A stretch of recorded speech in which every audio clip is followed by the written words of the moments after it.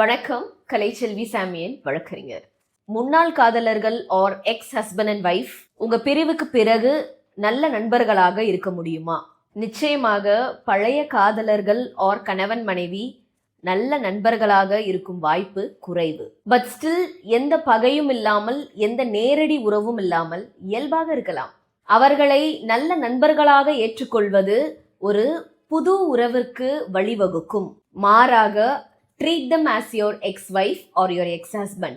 Treating them as your ex itself builds a boundary and it helps you to maintain the limits.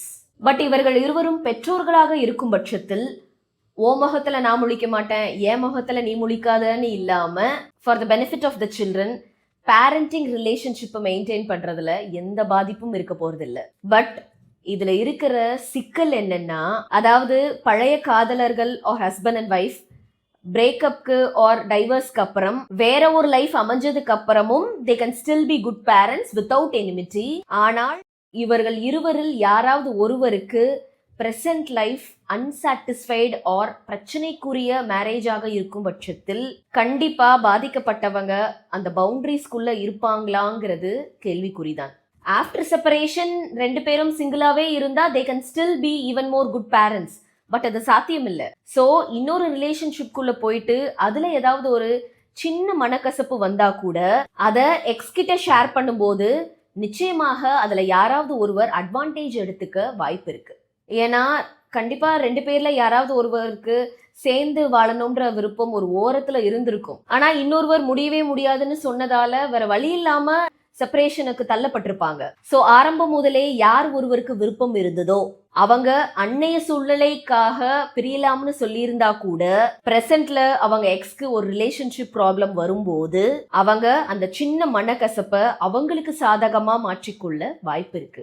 R யாரு வேண்டவே வேண்டாம்னு சொன்னாங்களோ அவங்களுக்கு கிடைச்ச இரண்டாவது ஸ்பவுஸ் ரொம்ப டாக்ஸிக்காக இருக்கும் பட்சத்தில் இதுக்கு நம்ம எக்ஸே பரவாயில்லையேன்னு நினைக்க தோன்றும். அப்போ உங்க எக்ஸ் எங்க இருக்காங்கன்னே தெரியாம ஆர் டச்லயே இல்லாம இருந்தா பரவாயில்ல, மிஸ் பண்ணிட்டமேன்ற ஏக்கத்தோட முடிஞ்சிடும். ஆனா நீங்க ஸ்டில் அந்த பர்சனோட கான்டாக்ட்ல இருந்தீங்கன்னா நிச்சயமாக அவங்க மீண்டும் பழைய எண்ணங்களோடு உங்களோட பழக ஆர் மிஸ்யூஸ் பண்ண வாய்ப்பு இருக்கு.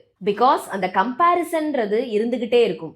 அத வெளியில சொல்லாட்டியும் கூட உள்ளுக்குள்ள இருக்கும். ஃபார் எக்ஸாம்பிள், இப்ப நீங்களும் உங்களோட எக்ஸும் ஒரே ஆபீஸ்ல ஒர்க் பண்றீங்கன்னா டெய்லி சந்திக்கக்கூடிய ஆர் வேலை நிமித்தமாக பேசக்கூடிய சூழ்நிலைகள் உருவாகத்தான் செய்யும். அதை தவிர்க்கவும் முடியாது. பட் கலீக்ன்ற ரிலேஷன்ஷிப்பை தாண்டி ஃப்ரெண்ட்ஷிப்ன்ற புதிய உறவு முறைக்குள் போகாமல் இருப்பது அவசியம்.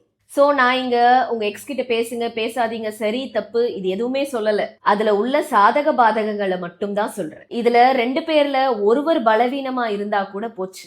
ஒரு விஷயம் நல்லா தெரிஞ்சுக்கோங்க, எப்போதுமே அவங்க உங்க எக்ஸ்ன்ற விஷயத்த மறந்துடவே கூடாது. அப்பதான் அவங்க கிட்ட எதை ஷேர் பண்ணணும் எதை ஷேர் பண்ணக்கூடாதுன்ற ஒரு கிளாரிட்டி அண்ட் பவுண்டரியை செட் பண்ண முடியும். அதை விட்டுட்டு நாங்க பழசெல்லாம் மறந்துட்டோம், இப்போ வி ஆர் ஜஸ்ட் ஃப்ரெண்ட்ஸ்னு உங்க ஃபேமிலி விஷயங்கள் எல்லாத்தையும் உங்க எக்ஸ் கிட்ட ஷேர் பண்ண ஆரம்பிச்சுட்டா டெஃபினெட்லி அது உங்க பிரசன்ட் ரிலேஷன்ஷிப்பை பாதிக்கும்.